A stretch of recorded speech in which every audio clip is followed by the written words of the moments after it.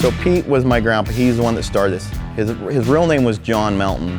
Somewhere in his growing up, he got nicknamed Pete, and it just stuck with him, so he just kept it.